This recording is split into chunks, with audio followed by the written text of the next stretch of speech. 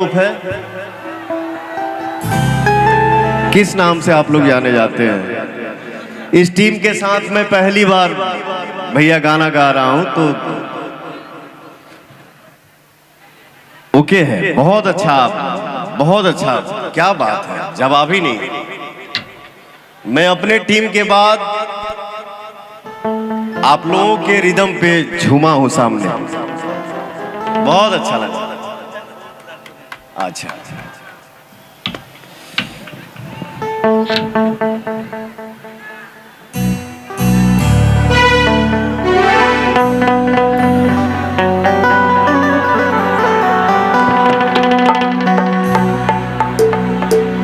जैसे कि हमारे बड़े भैया सुशील भैया बोले कि मैं पवन का गाना सुनता हूं, बट आप लोग वहां मत जाइएगा, ये गाना सुनता हूं जो मैं गाऊंगा। हमरा गीत के रवानी हो, ये किताब के कहानी हो,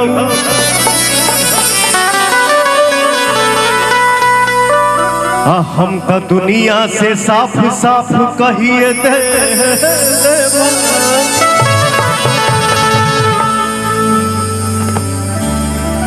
कि तू ही हमार जवानी हो।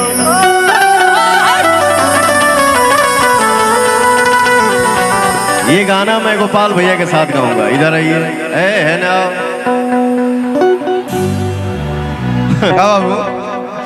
आपके साथ गाऊंगा। मैं आज कार्यक्रम करने नहीं आया हूं, मैं आज आशीर्वाद लेने आया हूं, एंजॉय करने आया हूं। बनारस बाबा के नगरी में घूमे आइल बपवनवा। जय हो जय हो। हरि सनहिया लगा बहुत बात नहीं। क्या बात है? सुशील भैया ही कहले हैं कि हम पवनवा के ही गाना सुनीला।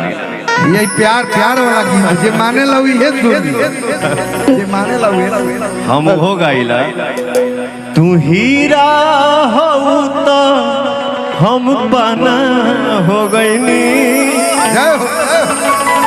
काला ओढ़नी के मोरनी दीवाना हो गईनी। गाना कोई खराब नहीं होता है। देखिए गंदगी कहाँ नहीं है। भोजपुरी पे एगो ठप्पा लग गया बा, भोजपुरी में अश्लीलता नहीं, ऐसा नहीं है। अच्छाई बुराई हर इंडस्ट्री में, लेकिन आप भगवान हैं। आप सबको डिसीजन लेना है कि क्या बजेगा, हम लोग क्या सुनेंगे, और सिंगर लोग, एक्टर लोग वही एक्टिंग करें, वही गाना गाएं जिसको हम लोग देखें और जिसको हम लोग सुने। ये आप लोग मालिक हैं। भोजपुरी सलील भसवे है, ये अश्लील हो ही ना सकता। इतना सरल, इतना एमे गाड़ियों दिया जाला त नीके लागेला, मीठे लागेला। जय हरि सनहिया लगा बोल बहुत बात नहीं, नजरिया चुरावल बहुत बात हो। सनहिया लगा बोल बहुत बात नहीं, नजरिया चुरावल बहुत बात हो।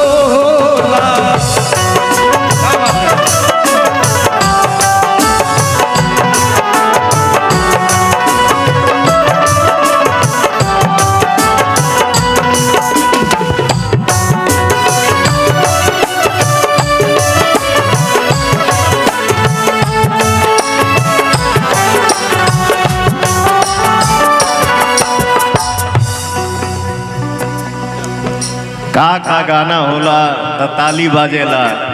पवनवा की गाना के सुन ले बा तनी हाथ उठा के ताली बजा दजा भैया। ऐसा ताली बजाइए कि पवन कहीं और जाए तो चर्चा करे। एगो जोश में ताली बजावा जा। देखी देखी हमके अपना हंसता जवान, पागल समान हो गए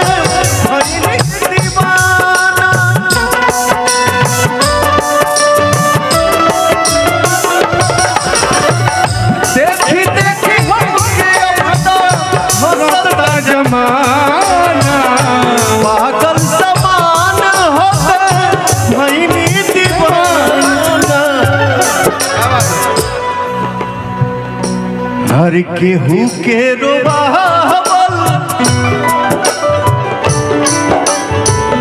केहू के रोबावल बहुत बात नहीं।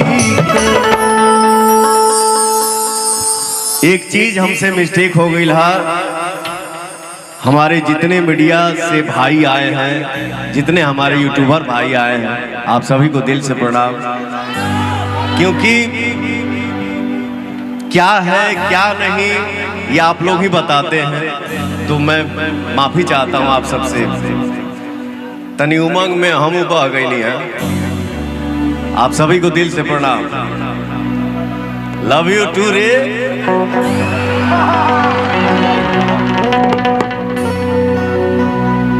हमारा बारे में केहू कहल कि